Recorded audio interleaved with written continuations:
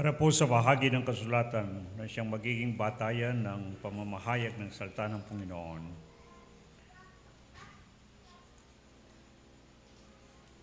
Ay ating tunghayan at basahin ng Ebanghelyo ayon kay Lucas.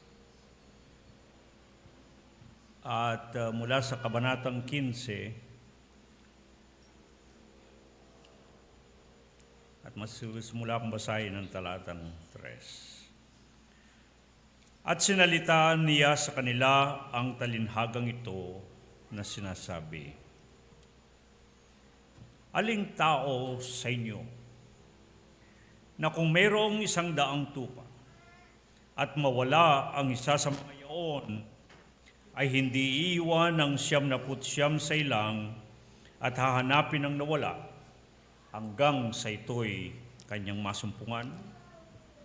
At pagka masumpungan niya ay pinapasan niya sa kanyang balikat na natutuwa.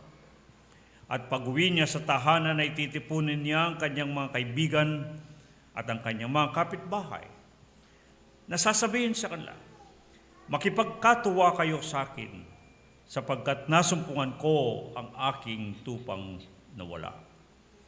Sinasabi ko sa inyo na gayon din magkakatuwa sa langit dahil sa isang makasalanang nagsisisi kaysa sa 99 na taong matutuwid na hindi nangangailangang magsipagsisi." Dagdag nawa ng Panginoon ang kanyang pagbabasa sa atin sa pagbabasa ng kanyang salita.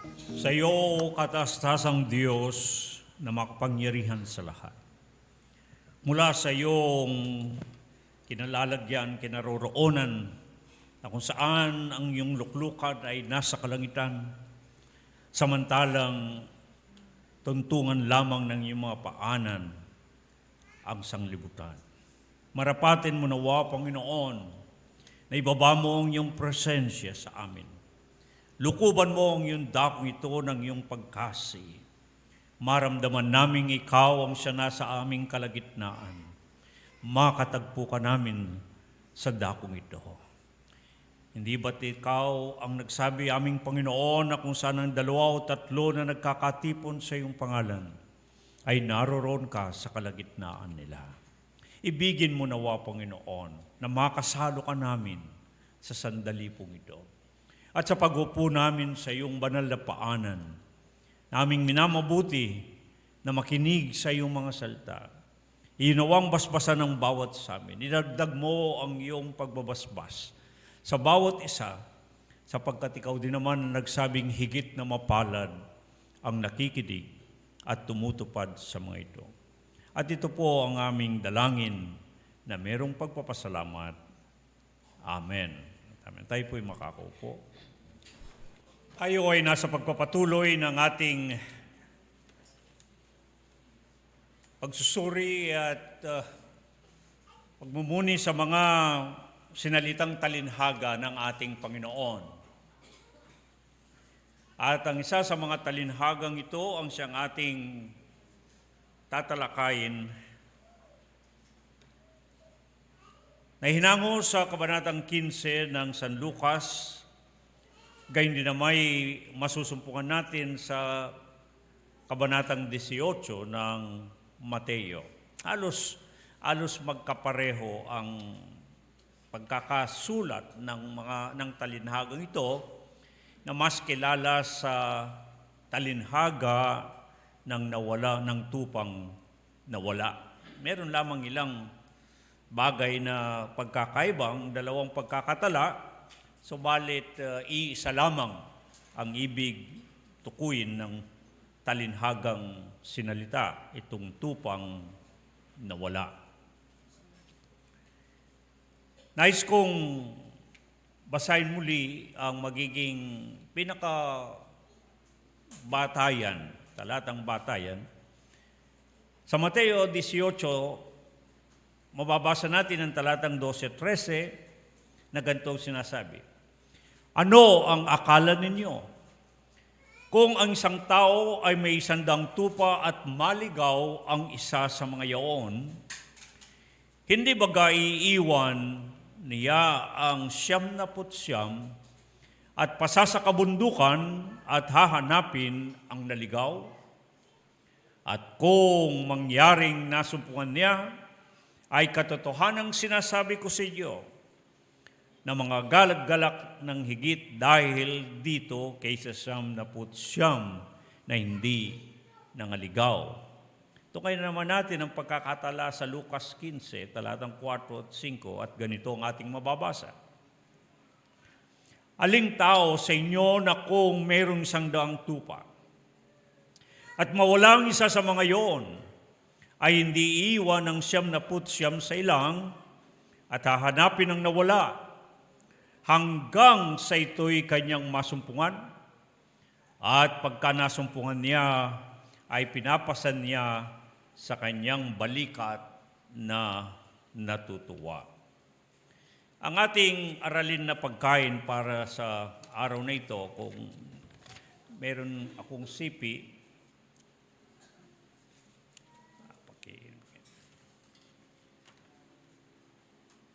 ang ating aralin pagkain para sa araw na ito ay pinamagatang nawaglit at naibalik, pagpapamalas ng pagliligtas.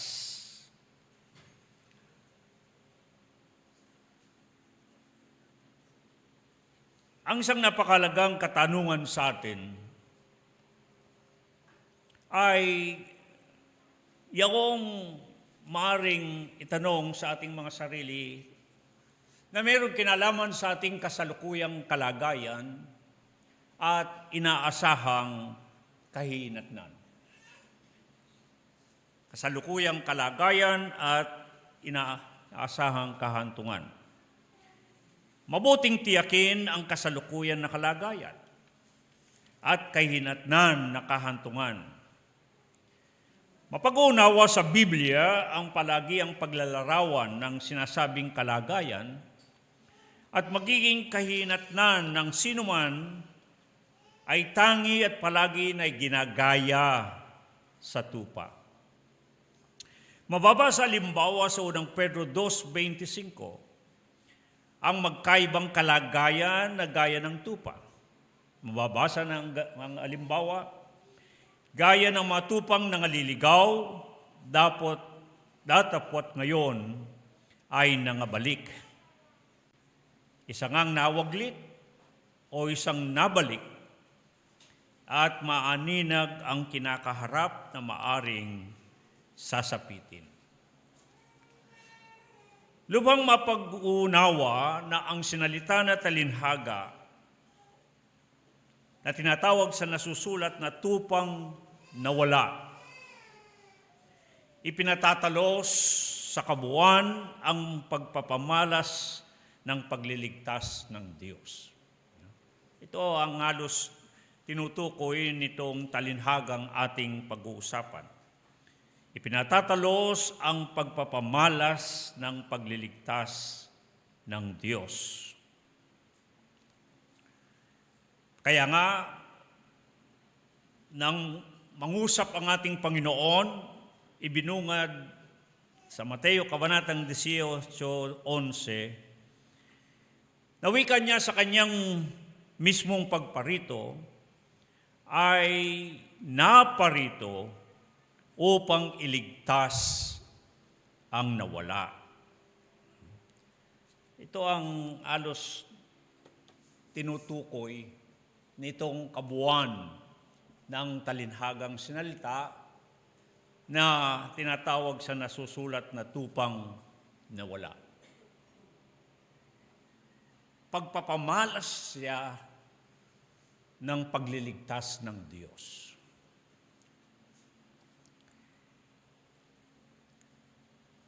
Ngayon, sinong nangangailangan ng kaligtasan? Ito ang unang ating bibigyan ng pansin. At papaano mata mo ito dito sa salitang talinhaga?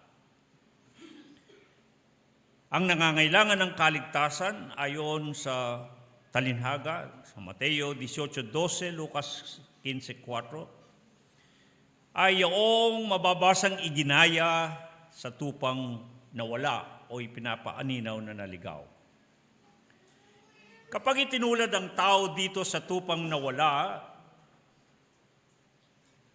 ano kaya ang ibig ipabatid?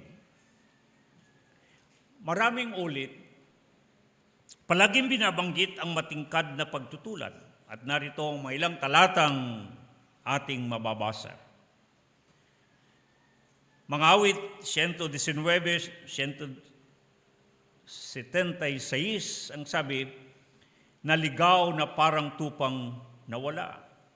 Sa Isaiah 53:6, lahat na gaya ng mga tupa ay naligaw. Tumungo bawat isa sa kanyang sariling daan. Jeremia 56, ang bayan ay naging gaya ng nawalang tupa. Naligaw sila'y naglihis. Ezekiel 14:11, ang sambahayan ni Israel ay naligaw. Ezekiel 44:10 at 15. Gayun din naman ay sa 48:11, nagsilayo ang mga anak ni Israel, nagsihiwalay, naligaw, nagpakaligaw ang mga anak ni Israel. Josue 4:12 at 7:13, ang bayan ay naligaw na nagsihiwalay sa Diyos. Sila'y nagsilayas sa Diyos. Mateo 9:36, nangangalat na gaya ng mga tupa na walang pastor. Mateo 10:6, mga tupang nangawaglit sa bahay ni Israel. Unang Pedro 2:25, gaya ng mga tupang nangaligaw, datapot ngayon ay nangabalik. Mapapansin ninyo ang mga ilang halimbawa ng mga talata sa Biblia ay palaging itinutulad ang isa sa isang tupang nawala o maaninaw na naligaw.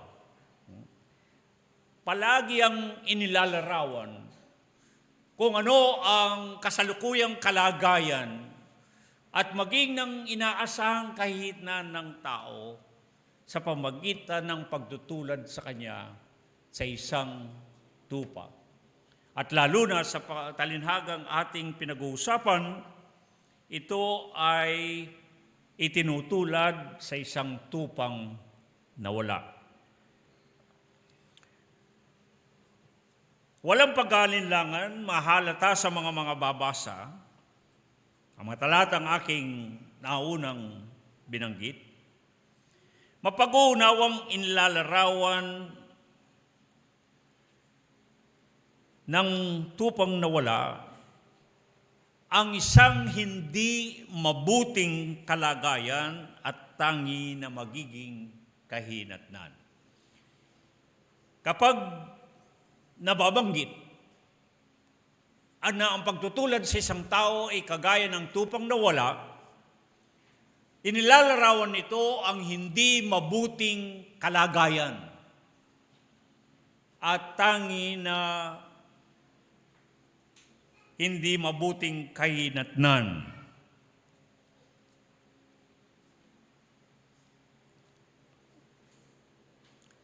Kapag tutungayan natin ang kahulugan, halimbawa, ng salitang pagkaligaw o naligaw. Sa wikang Hebreo, ito ay ang taa at sa Grego, planao. Na ang ibig sabihin nito ayon sa Ezekiel 44:10 at 15. Ezekiel 48:11, Oseas 4:12 at 7:13. Ang pagkaligaw ay malinaw ng ibig sabihin o ibig pabatid ay paghiwalay o pagkawalay o gayong paglayo, lalo na sa Panginoon. Ipinakikita at ipinaunawa ng pagkaligaw ang paglalarawan na ang isa ay nahihiwalay o nawawalay sa mismong Panginoon. Inilalarawan nito ang pagkakawalan ng anumang kaugnayan o walang relasyon sa Panginoon. Kaya mapansin ninyo yung mga talatang aking naunang nabanggit. Kung tutusin ay tumutukoy mismo sa bayan ng Diyos. Subalit, ng mga ito ay ibinilang na nangaligaw, mga tupang nangawala, ay nalalarawan ang kanilang pagkawalan ng kaugnayan sa Diyos. Naputol yung kanilang pakikipag-ugnayan sa Panginoon sapagkat sila'y humiwalay sa Kanya. Nalayo ang mga ito.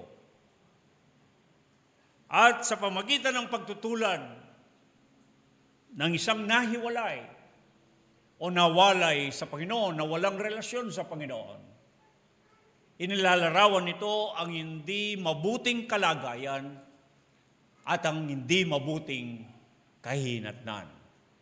At yan ang ating pag-uusapan. Halimbawa, anong kahinatnan na kahantungan? Ang sinasabing sasapitin ng mga taong gaya ng iginaya sa tupang nawala o maaninaw na naliligaw. Sa makatwid, mababatid na nakahiwalay o di nakaugnay, walang kaugnayan o walang relasyon sa Panginoon, ano ang tiniyak ng nasusulat? Mga awit 73:27 ang sabi, silang malayo sa Panginoong Diyos ay mga lilipol na nagsisihiwalay sa Kanya. Tiniyak ng nasusulat na yung mga kagaya ng tupang nawala, yung mga ipinapaaninaw na nangaliligaw, sa mga tuwid napalayo ang mga ito. Humiwalay sa Panginoon. Kung ano ang kanilang kasasapitan na kahinatnan, ang sabi ng mga awit na si David, sa Kabanatang 73:27, silang malayo sa Diyos. Silang nagsihiwalay sa Kanya ay mga lilipol. Matingkad na inihayag na yaong taong totoo na malayo at tunay na hiwalay sa Panginoon ang gayong lilipulin o pupuksayin. Para maunawaan natin,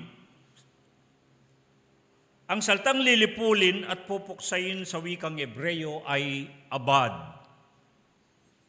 At ang ibig sabihin ay mapahamak o mawasak, mapuksa o mawala, maparam o magunam. Inilalarawan nito ang tiyak na kapahamakan ng lahat ng mga tinutulad sa tupang nawala o nangaligaw na nagsipaghiwalay sa Diyos at nabubuhay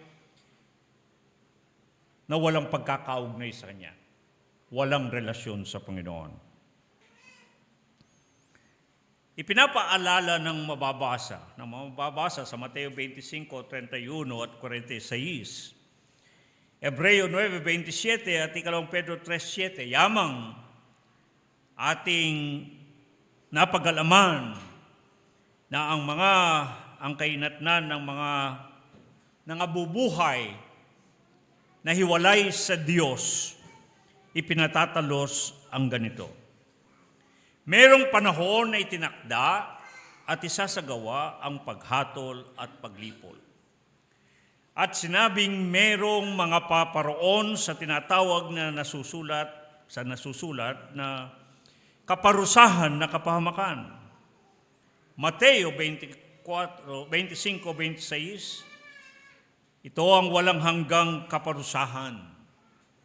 Sa Mateo 25:41-46, yung mga hindi tupa ay sinabi ng mga sinumpa at pasasaapoy na walang hanggan. Mga paparoon sila sa walang hanggang kaparusahan. Sa ikalawang Timoteo, Thessalonica 1:8 at 9, ito ang tinatawag na kaparusahang walang hanggang kapahamakan. Sa bagay saan mang isipin, masasabing ang isang ligaw ay malinaw na nabibingit sa panganib o tiyak na mapapahamak. Hindi po ba kahit na sa ating kabatiran, kapag sinasabing ligaw, alam natin, talus natin, na ang sino mang naliligaw ay malapit sa panganib. At madalas ay tiyak na napapahamak. Kaya naman, walang pag-aalinlangan, sapagkat tiyak na mapapahamak ang tupang nawala, mapag-uunawa sa talinhaga na lubhang kailangan, ang lubhang kailangan ay iligtas ang nawala.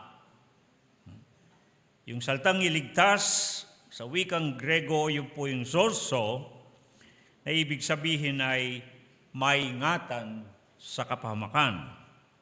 Matakasan ang kapahamakan.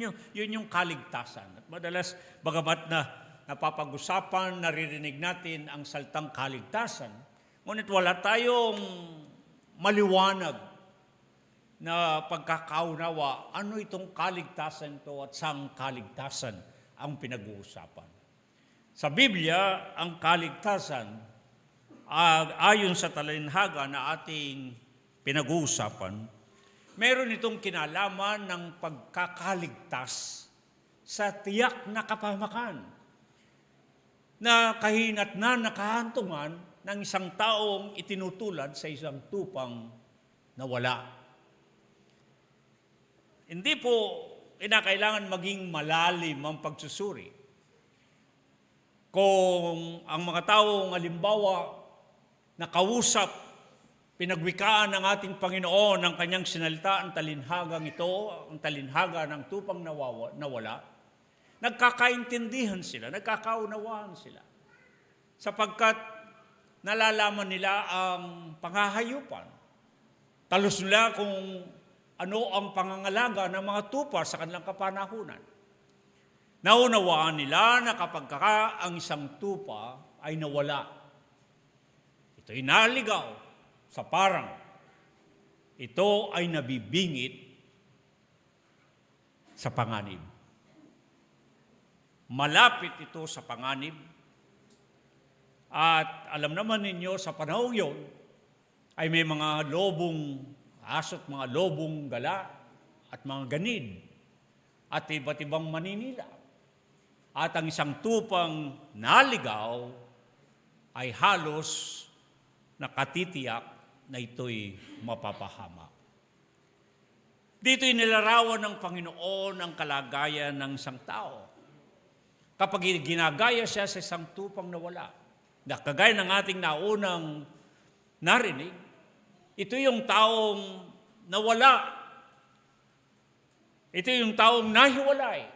Ito yung taong namumuhay na walang pagkakaugnay sa Panginoon. Isang taong walang anumang kinalaman o kaugnayan sa Panginoon. Wala siyang relasyon sa Panginoon. Ang gayong tao ay tinutulad sa isang tupang nawala at ang kanyang kahinatnan ay tiyak na kapahamakan. Kaya naman, sapagkat tiyak na mapapahamak ang gayon, batay sa ating tinutunghayang talinhaga, lubhang kailangan na siya'y iligtas. Kaya ang bungad ng Panginoon ng kanyang salitain itong talinhaga, siya ay naparito upang iligtas ang nawala.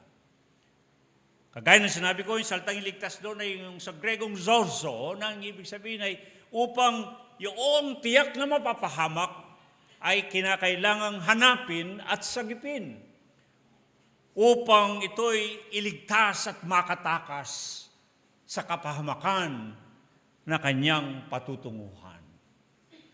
Kapag pinag-uusapan ng kapahamakan sa Biblia, yung apolyumi, yung na sinabi sa wikang Hebreo, hindi siya basta kapahamakan ng kagaya ng ating mga nararanasan sa pang-araw-araw na buhay.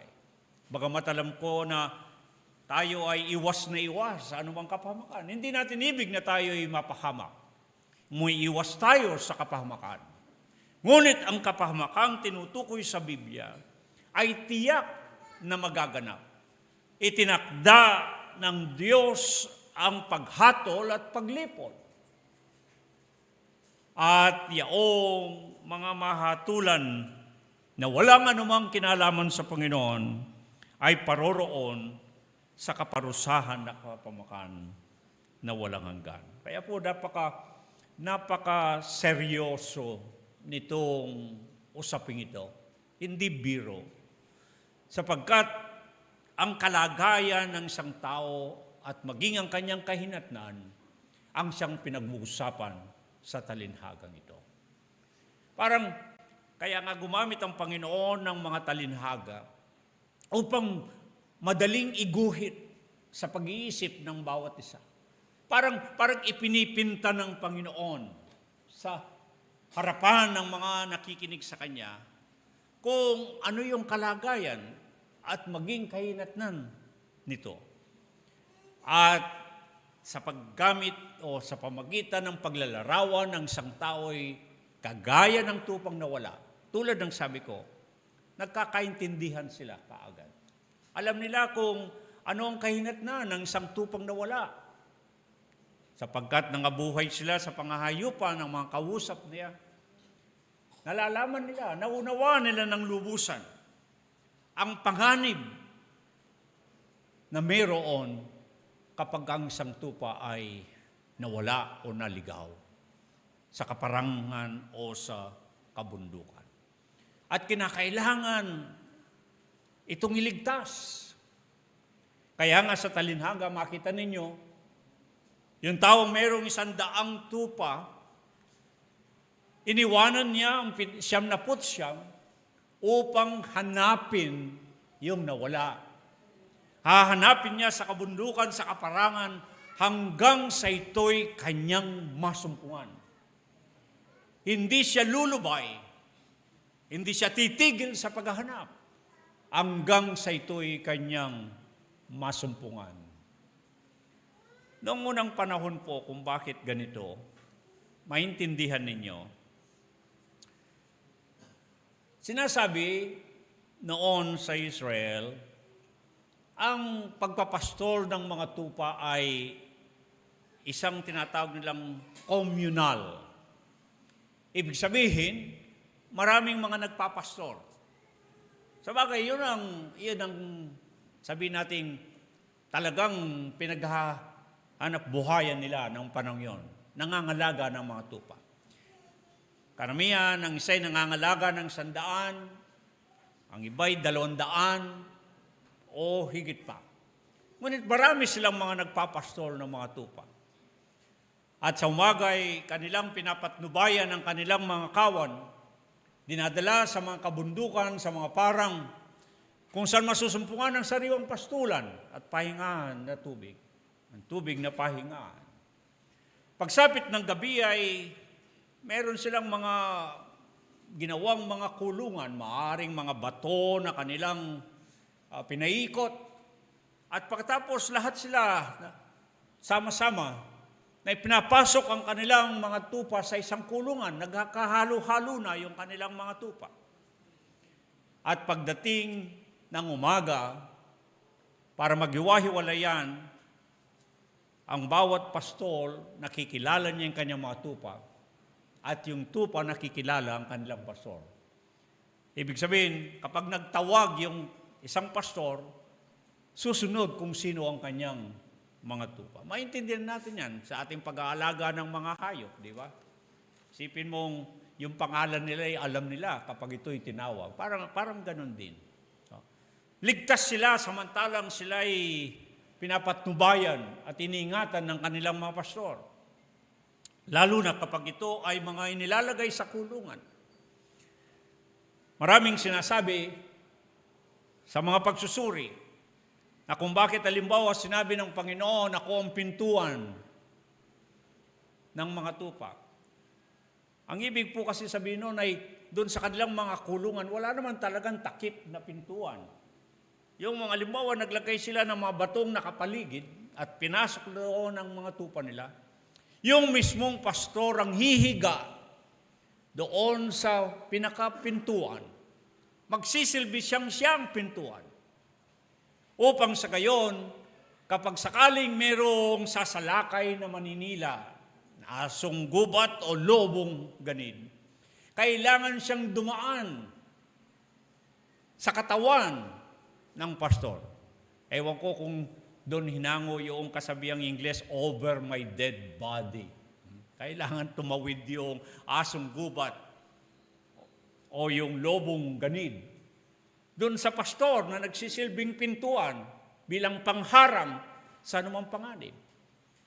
Gayun din naman sinasabi sa panunuri na maaaring ginagawa din ng pastor yon hindi upang pangalagaan ang kaniyang mga tupa sa mga sumasalakay, mga mananalakay, kundi pa naman upang mapigilan kung sakaling merong maglalagalag, merong tatakas o lalabas na tupa sa kulungan. Dadaan at dadaan siya sa pastor. Pero nung sinabi ng Panginoon sa 1 Gs na sino mang dadaan sa akin bilang isang pintuan, ang sabi niya, papasok at lalabas, makakasumpong ng pastulan, siya'y maliligtas. Ito po isang Hebraic expression. Ito ay pangusap ng mga Hebreyo. Pag magbasa kayo sa Lumang Tipan, kapag sinabing ikaw ay malayang lumalabas at malayang pumapasok, inilalarawan ng sambuhay ng kapayapaan at ng kaligtasan. Sa makatwid, ligtas ang isang tupa kung siya ay nasa kasama ng isang kawan sa loob ng isang kulungan na iniingatan ng isang pastor. Kaya naman, naintindihan nila yon sapagkat yun ang kanilang pang-araw-araw na buhay. At ang mga talinagay, hinugot ng Panginoon ang mga pangkaraniwang mga kaganapan upang magturo ng isang katotohanan. Ang ipinakita ng Panginoon sa talinhaga ng tupang nawala ay yung kapag ang isang tupa ay nawalay, kapag isang tupa ay nahiwalay sa kanyang kawan, nawala sa kulungan, sa pangalaga ng nagpapastor sa niya, ito'y nabibingit sa panganib. At malamang ito ay madaling masisila.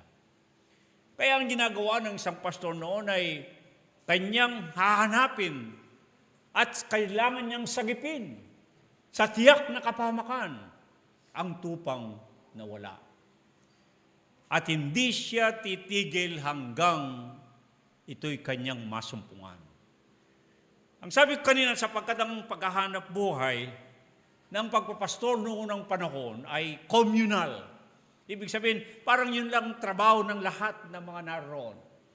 Isang malaking kahihiyan sa isang nagpapastor kung siya'y mawalan ng isang tupa. Parang masisira ang kanyang reputasyon. Parang masasabing, hindi siya mabuting pastor. Bakit napabayaan ang kanyang tupa? Kaya kailangan niyang hanapin at sagipin yung tupang nawala. Hahanapin at hahanapin niya upang kanyang isagipin.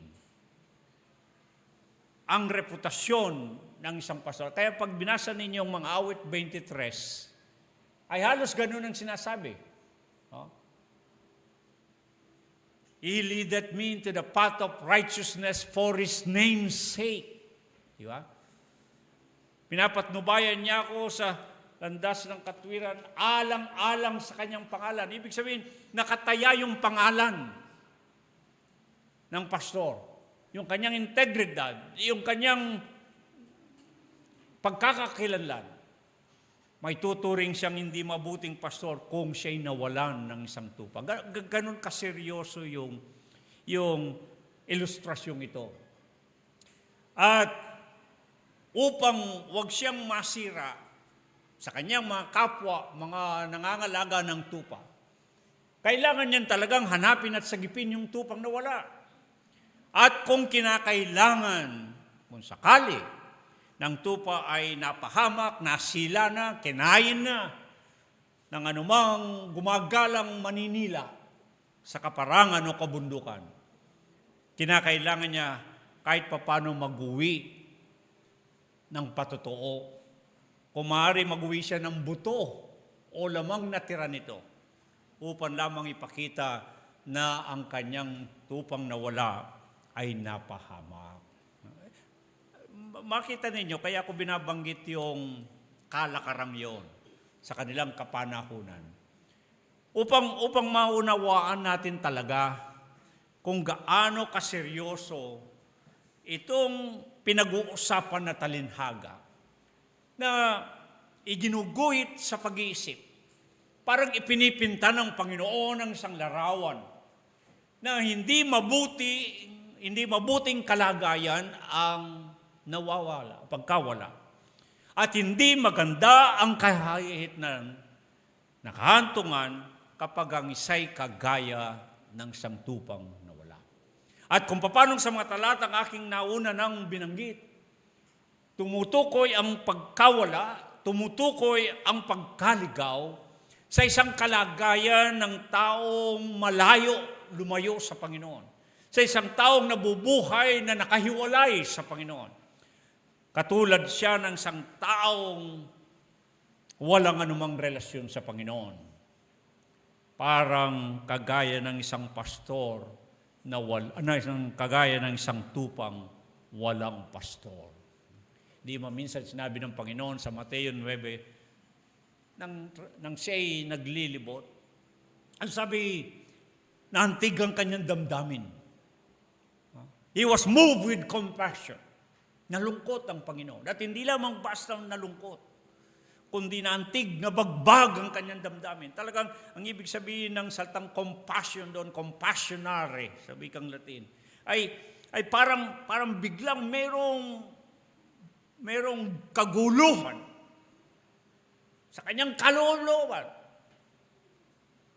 Ang dahilan ng sabi, sapagkat siya'y nahabag sa kanila. Anong kinahabagan ng Panginoon? Kinahabagan niya yung tanawin ng mga tao ay nangabibigatan. Ang mga tao ay nanlulupaypay. Ang mga tao ay pinanghihinan. Ang mga tao ay nangalilito. Hindi nila alam kung anong kanilang gagawin. Ang dahilan ng sabi, sapagkat sila'y gaya ng mga tupang walang pastor. Alam po ba ninyo ang pagtutulad ng Panginoon sa pastor at tupa? Madalas natin pag-usapan to. Ang pinakamahalagang bagay na matututuhan natin. Sa lahat ng bagay, ang metafora na larawan ng ugnayan ng pastor at tupa, tayo dito sa kawan ng Panginoon, itong madalas nating gamitin. Sapagkat kung merong mahalagang katotohanan na ating dapat na malaman at maunawaan, nakapaloob ito sa metafora ng pastor at tupa. Matututuhan ito sa ugnayan ng pastor at tupa. Ang unang pinakamahalagang katotohanan na iyong hindi naghihiwalay ang pastor at ang tupa. Sapagkat ang katotohanan ng itinuturo nito, ang isang tupa ay hindi mabubuhay na walang pastor. Kakaiba ang pagkakalikha ng Diyos. At marahil, ito yung dahilan kung pinili niya na palaging gamiting paglalarawan ng halimbawa ang tupa. Sa lahat ng mga hayop, ang tupa ay marami siyang mga hindi magagandang katangian. Kaya madalas ay mayroon tayong pagkakamali kapag minsan parang may pagmamalaki mo na ikaw ay tupa ng Panginoon. Ngunit kung tutuusin ay kabaligtaran. Ang tupa ay marami itong kahinaan. Marami itong kapintasan. Ang ilan sa mga ito ay yung ang tupa sa kabuuan ay hindi mabubuhay na wala siyang pastor. Totally dependent. Nakasalalay ang kanyang buhay sa kanyang pastor. Sinasabi sa mga lahat ng nilikha, ang tupa ang hindi marunong o hindi madaling matuto. Hindi niya madalas malaman kung saan ang sariwang pastulan at ang tubig na pahingahan. Hindi kagaya ba ng ibang mga hayop? At madalas, itinatabi sa tupa ang kambing. Ang kambing, mabubuhay siyang sarili niya. No? Makakagala siya sa sarili niya. Pero ang tupa, hindi. Kailangan niya ang isang pastor upang siya'y gabayan. Kailangan niya ang isang pastor upang dalhin siya sa sariwang pastulan at tubig na pahingaan. Araw-araw, kailangan siyang pangunahan ng pastor.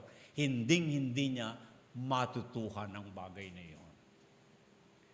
Ang tupa, sa lahat ng nilikha ay yan ang walang pananggalang. Hindi niya kayang i-depensa, ipagtanggol ang kanyang sarili. Ang mga ibang nilikhang hayop, may mga maliliksing mga kamay, mga kukong pangalmot, may mga maliksing mga paang makakapanipa, may mga buntot na masiwas, may mga ngipin na makapanggat, may mga sungay na makapanuwag. Ngunit kapansin-pansin, ang tupa wala ni isang pananggalang. Mahina siya, at kung siya'y maamo lamang siya kapag siya'y nasa katayan. Kapag siya'y papatayin, wala siyang magawa, luluha siya.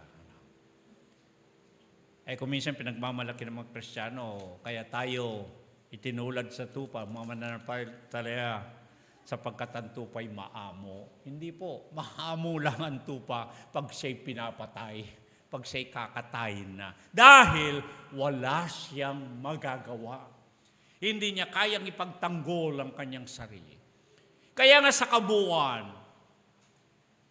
kung bakit palaging inilalarawan ang ugnayan ng pastor at tupa, upang maunawaan na kung paano ang isang tupay hindi mabubuhay sa kanyang sarili. Nang isang tupay hindi maaring mabubuhay na hiwalay o malayo sa kanyang pastor. Ito ang itinuturo na kung ang Panginoon ang siyang ating pastor at tayo kanyang mga tupa, ibig ipahiwatig at kailangan maunawaan na hindi tayo maaring mabuhay sa ganang ating sarili, kundi nang tayo'y dapat na nasa Panginoon. Kailangan nating maunawaan po yun. Marami sa panahon natin, wala silang pakialam. Sa pakiwari nila ay maaaring mabuhay ang isa na walang pakialam ang Diyos o wala siyang pakialam sa Diyos. Nabubuhay sila sa ganang kanilang sarili. Nakapagmamalaki, nakapagmamayabang, na kaya nilang mabuhay. Magagawa nilang mabuhay sa kanilang sarili. Ngunit ang itinuturo ng metafora, ng larawan, ng ugnayan ng pastor at tupa, kung paano at ito marahil ang katotohanan na ating matutuklasan sa Biblia, na mababasa natin sa Biblia, kung bakit palaging ang Diyos inilalarawan niya ang kanyang sarili sa isang pastor at ang kanyang mga hinirang, ang kanyang bayan ay tinutulad sa mga tupa sa kanyang kawan. ay upang ipanuot sa kanilang isisipan, upang talagang maunawaan nila ng lubusan ng kanilang buhay ay nakasalalay sa Kanya. Hindi sila maaaring mabuhay na wala ang Panginoon. Ito yung katotohanan na dapat nating maunawaan, mga kapatid, na mga pinakaiibig. Kung bakit sa atin dito sa kawan ng Panginoon, palagi nating ginagamit ang metafora, ang larawan ng ugnayan ng pastor at tupa, upang ating maunawaan na lubusan na tayo'y nabubuhay sapagkat mayroong Panginoon na siyang bumubuhay sa atin. Kung tayo mabubuhay na hiwalay at malayo sa Panginoon, magiging katulad tayo ng isang tupang nawala. At ang tupang nawala ay patungo sa tiyak na pagkapahamak. Mahaba pa itong talinhagang po ito. Nais kong hahatiin ko ito sa ibang pagkakataon ni Tutuloy. Sapagat maraming mga nakapaloob na katotohanan sa talinhagang sinalita, ang tupang nawala. Madalas ay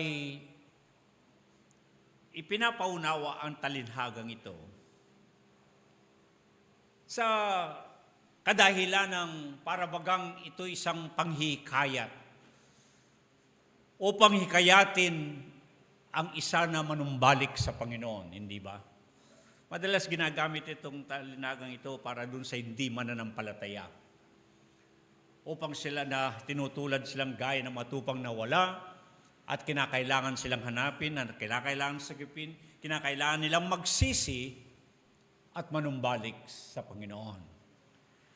Marahil mayroong batayan ng ganung pagpapaliwanag, sapagkat bago sinalita ng ating Panginoon ang talinhagang ito, ay pinulaan siya. Nakita kasi na siya'y nakikiupo at nakikisalo sa mga makasalanan. At nang siya'y sinita na kung bakit siya'y nakikiupo, nakikisalo sa mga makasalanan, at ang sabi, sinalita niya ang talinhagang ito. Na kagaya nga ng isang pastor na may 100 tupa, iniwan ng 99 upang hanapin yung isang nawawala. Kaya ginagamit madalas itong talinhagang ito sa panghihikayat sa mga tupang nawawala, sa mga makasalanan, tinatawag na makasalanan. Ngunit, mas ibig ko na tingnan natin itong talinhagang ito hindi para sa di mananampalataya, kundi sa mga mananampalataya mismo. Bakit? Sapagkat mapapansin ninyo, yung tupang nawala ay kabilang na sa 100 tupa. Di ba? Nawala siya dun sa 100. Yung isa. No? Sa mga kapatid, siya'y tupa nung may-ari, nung 100. Hindi siya tupa na basta gala-gala lang o kung saan lang. Kundi isa siya sa 100 tupa. No? Kaya tingnan natin ito sa ibang pananaw, sa isang banda. Iniwan niya yung 99. At marami magtataka kayo, pinagpalit niya na iwanan yung 99 sa isa lang?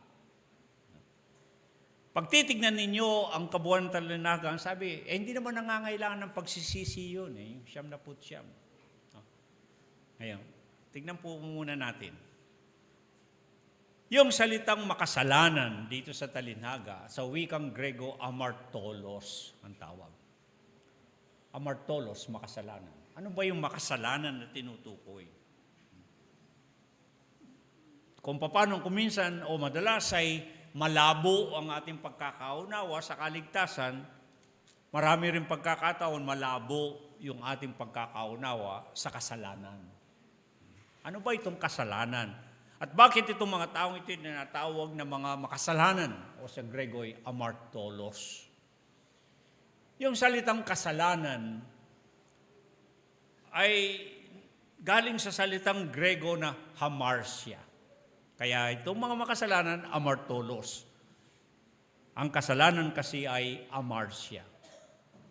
Para lalo madali nating maunawa ng salitang amartia, doon sa mga naglalaro ng mga paligsahan, halimbawa yung dart game.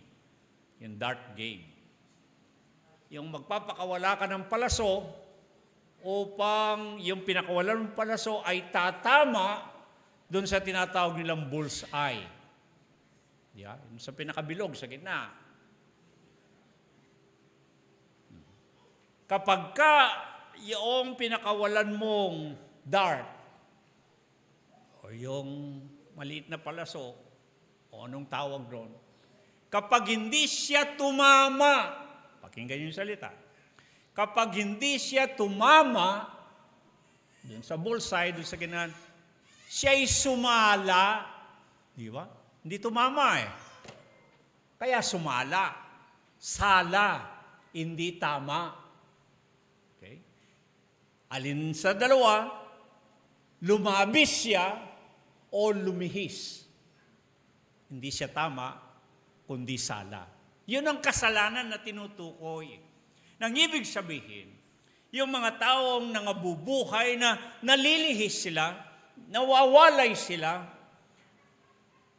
hindi tumatama, kundi sumasala sa kanilang pamumuhay. Kaya gusto kong tignan natin itong talinhaga, hindi sa pananaw na ito ay tungkol sa mga di mananampalataya. Bagamat may katwiran din, na itong tupang nawawala ay yaong wala sa Panginoon.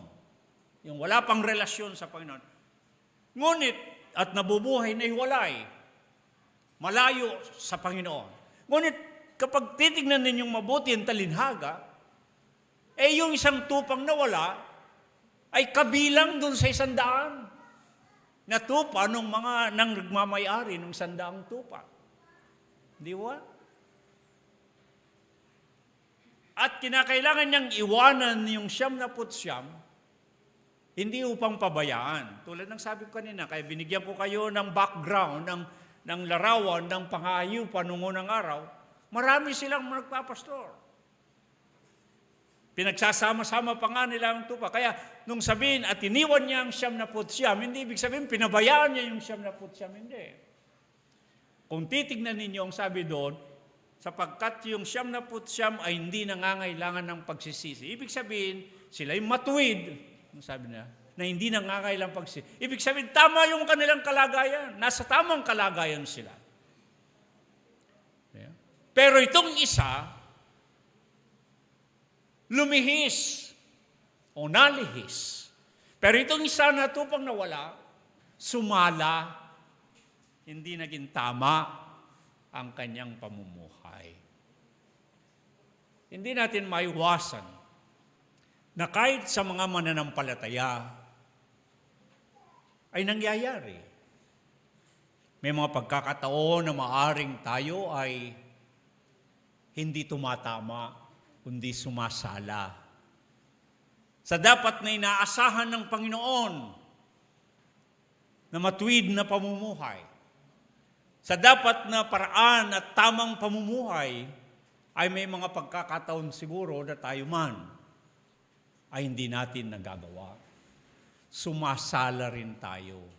Kasi kaya ko po nililinaw ng konti ito, sapagkat kapag ka pinag-usapan yung saltang kasalanan, pagkakasala at sala, kung minsan masyadong napakasama kaagad nung bumuo. Baka matutuo po yun. Baka matutuo din yun. Nang kasalanan ay napakasama. Nang kasalanan ay hindi ibig ng Diyos.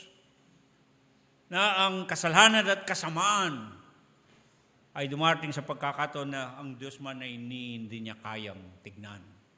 Lalo na kung talagang masamang-masama na ang ginagawa ng tao. Masama ang kasalanan. Ngunit gusto kong tignan sa ibang pagkakataon, paraan, dito sa Talinagang Tupa upang pag-usapan natin, hindi yung mga hindi mananampalataya, kundi ituon natin ang pansin natin sa atin na mga mananampalataya na. Sa atin na mga kabilang na sa 100 tupa, isa tayo doon sa 100 tupa.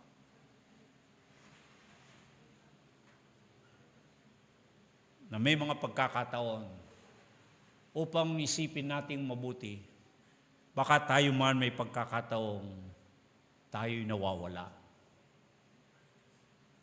Alam po ba niyo yung saltang nawawala, napakagaang pakinggan eh. Nawawala, parang isang madaling salita. Pero alam ba ninyo sa Biblia, ang saltang Grego ng nawawala ay apolumi.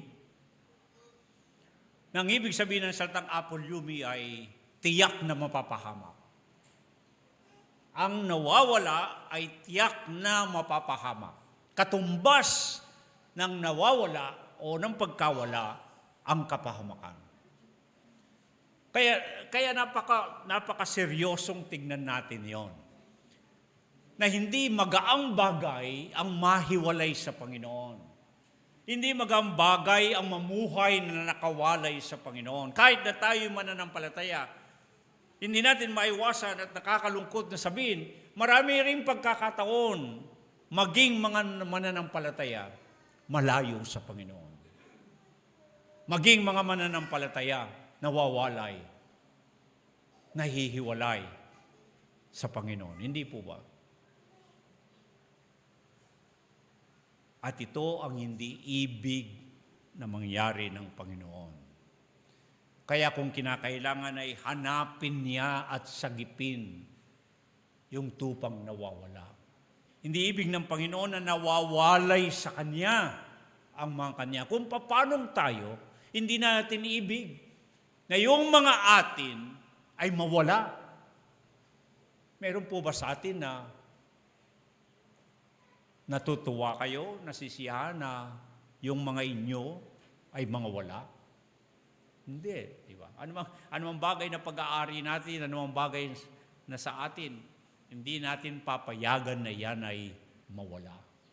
Sapagkat mahalaga para sa atin. Ito ang mas gusto kong tignan natin. Kung paanong sa Panginoon ay binibigyan niya ng lubhang kahalagahan kung sino ang mga Kanya. Napakalaga sa Panginoon ang mga Kanya. Kagaya ng tupang nawala, hahanapin at hahanapin. At ang sabi dun sa Lucas, hanggang sa ito'y Kanyang masumpungan. Isipin ninyo, hindi titigil ang Panginoon, hindi lulubay ang Panginoon upang tayo ay Kanyang mahanap at mapasa Kanya. Kaya naalala ko yung mga awit 23. Yung huling talata nung sabi niya sa Ingles, surely goodness and mercies shall follow me all the days of my life. Anong sabi ron? Na ang kabutihan at kahabagan ng Diyos ay susunod sa akin sa lahat ng karawan ng aking buhay. Pero sa Hebreo po, hindi ganoon ang pagkakasabi eh. Sa Ingles, shall follow. Pero ang talagang ginamit na salita doon ay pupursigin, magpupursigi, tutugisin, shall pursue. Hindi shall follow sa ibang salin. Ibig sabihin, yung kabutihan at kahabagan ng Diyos, susundan at susundan ka. Pupursigin ng Diyos na hanapin ka, nasagipin ka. Ganito inilalarawan kung gaano kabuti ang Diyos sa buhay natin. Marami tayong mga kakulangan, kawalan ng katapatan sa Diyos. Maraming pagkakataon na tayo'y nawawalay sa Panginoon. Maaring physically present, ika nga, mentally absent. May kasabihan doon. Maaring naririyan ka, pero ang isipan natin ay wala, malayo sa Diyos. Maaring nasa loob tayo ng sambahan, ngunit mas sinaalala natin ang may ibang bagay. Ano sabi ng Panginoon sa mga Hudyo noong unang panahon? Pinapupurihan ninyo ako ng inyong mga labi, ngunit ang inyong puso ay malayo sa akin. Maraming pagkakataon, bagamat naririyan tayo, bagamat kabilang na tayo sa kapisanan ng mga mananampalataya, isa tayong tupa doon sa 100. Ngunit may mga pagkakataong nawawala din tayo. Nawawalay. Nalilihis. Hindi masumpungan,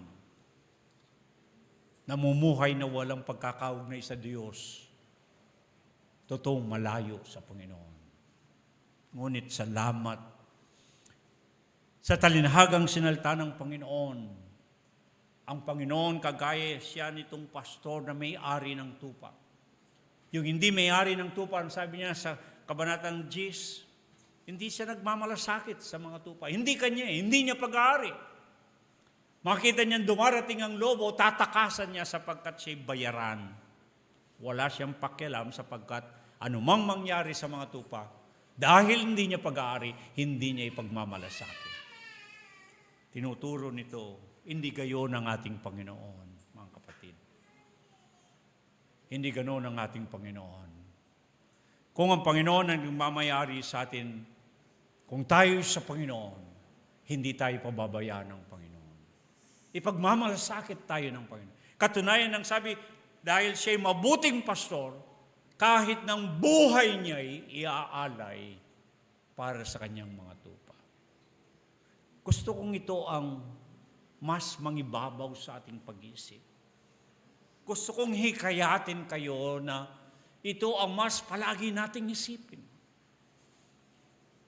Na sa kabila ng anumang ating mga kakulangan sa Diyos, sa kabila ng ating mga maaring kapintasan, maaring kasalanan, sapagkat tayo sumasala din at hindi tumatama.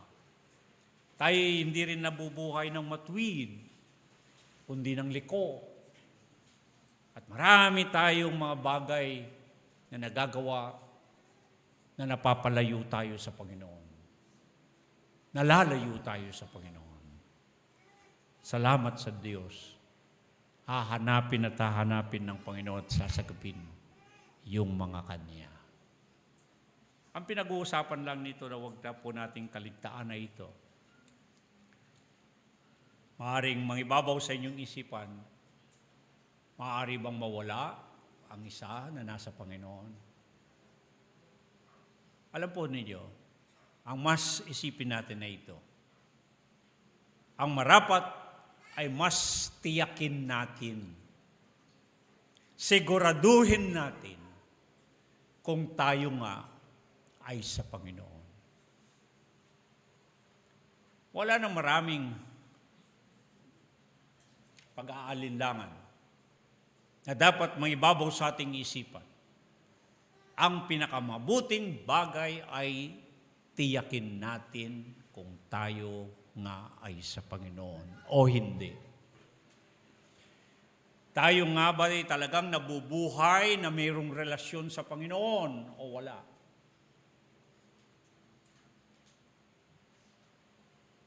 Sapagkat kung wala tayo sa Panginoon, hindi tayo sa Panginoon, wala nang maraming usapin.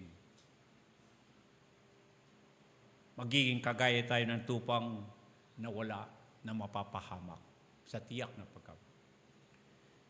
Ngunit kung tayo itutuong sa Panginoon, tayo namumuhay na may kaugnayan sa Panginoon, kaya dito sa kawan ng Panginoon ay ang ating batayang katuruan ang binibigyan natin ng diin at mahalagang pansin ay ang relasyon sa Panginoon. Na kung tayo talagang nabubuhay na may relasyon sa Panginoon, tayo talagang nabubuhay na hindi hiwalay kundi nakaugnay sa Panginoon.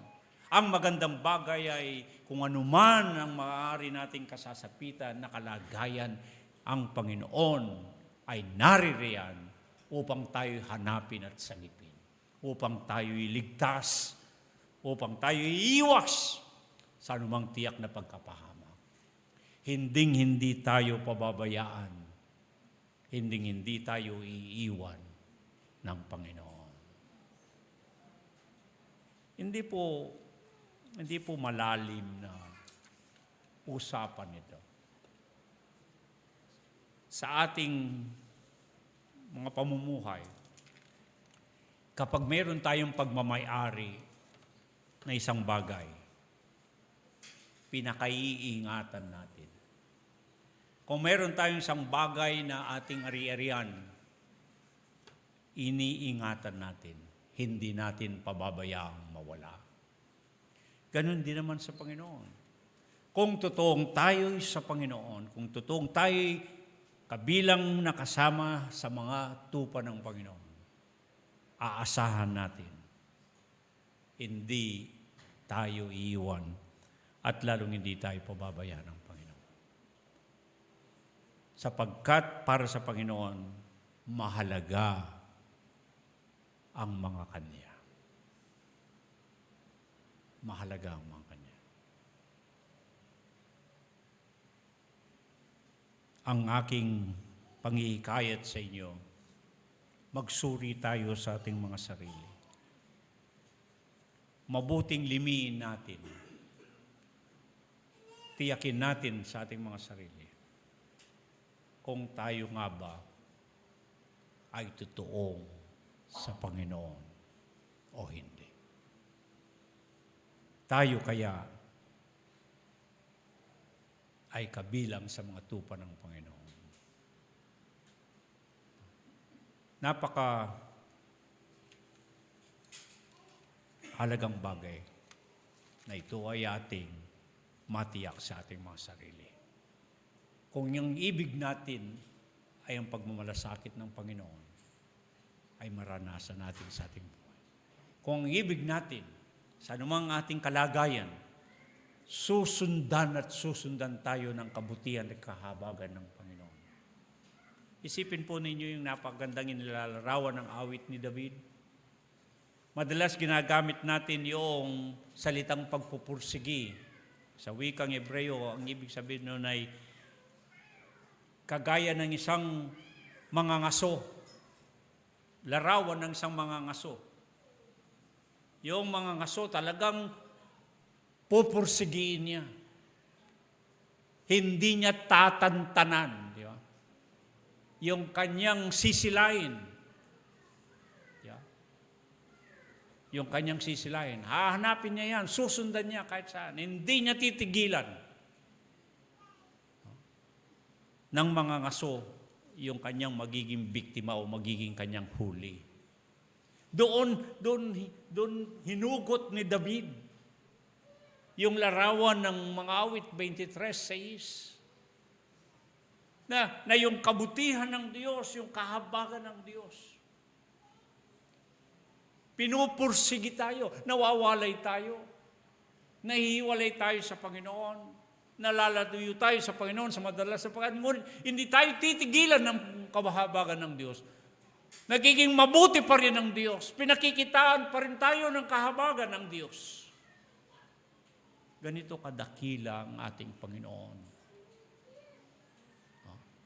Ganito kadakila at ganito kabuti ang ating Diyos. Kaya marapat lamang na talagang ang ating pamumuhay ay maging isang pamumuhay na nakaugnay sa Panginoon. Sabi ng Panginoon, manatili kayo sa akin. At ako'y mananatili sa inyo.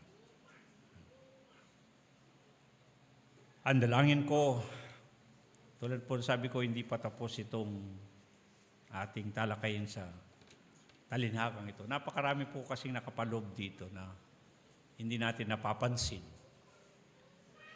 Ngunit pansamantala sa ating pagharap sa araw na ito, hinihingi sa atin na naway magpatuloy tayo sa Panginoon. Manatili tayo sa Panginoon na dumirinig ng Kanyang tinig at sumusunod sa Kanya. Sapagkat ito ang mga totoong pagkakakilanlan kung sino ang mga tupa ng Panginoon. Anong sabi niya sa 1 Kabanatang 10, talatang 27? Dinirinig ng aking mga tupa ang aking tinig, at sila'y aking nakikilala, at sila'y nagsisisunod sa akin. Pag titignan po ninyong pagkakasulat, ang tinatawag dyan ay present progressive tense. Na ibig sabihin ay patuluyan siya. Dumirinig, hindi duminig, hindi dininig, dumirinig. Nagsisisunod. Huwag niyong alisin sa inyong isipan yung larawan ng pastor at tupa. Palagi silang magkasama. Hindi sila maaring mawalay sa isa't isa. Kailangan palagi silang magkasama, ang pastor at ang tupa. At yung tupa, hindi maaari siyang hihiwalay sa kanyang pastor. Kailangan ay araw-araw dinirinig niya yung tinig. Araw-araw sumusunod siya sa kanyang pastor. At yon ang pagpapatotoo kung sino ang totoong tupa ng Panginoon. Ang aking dalangin, magpatuloy nawa tayo sa Panginoon. Manatili tayo sa Panginoon.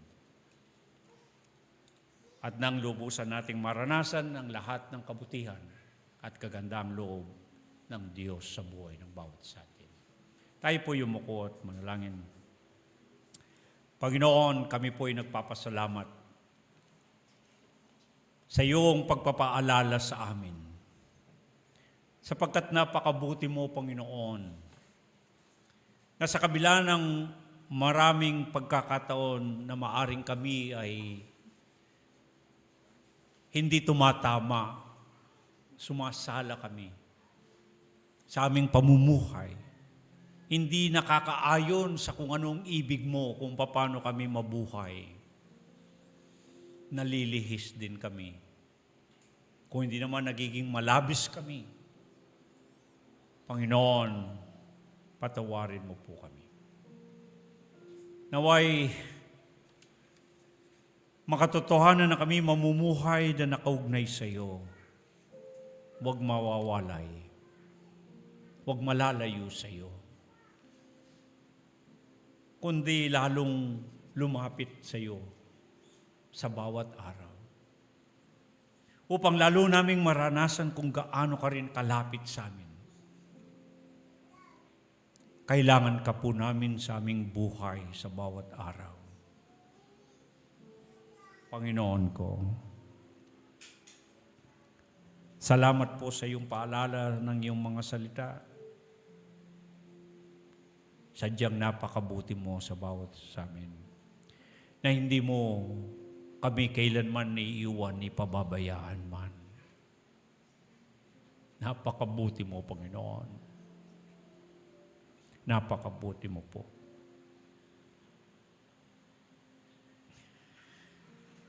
At ito po ang aming dalangin na mayroong pagpapasalamat. Amen.